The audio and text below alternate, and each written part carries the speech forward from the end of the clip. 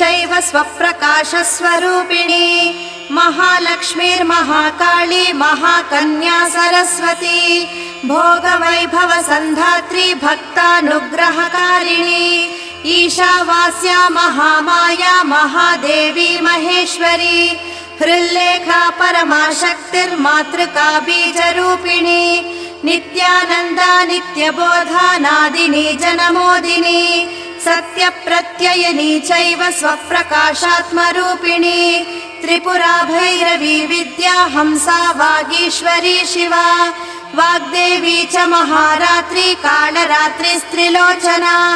भद्रकाली कराळी च महाकाली तिलोत्तमा काली कराळवक्त्रान्त कामाक्षी कामदा शुभा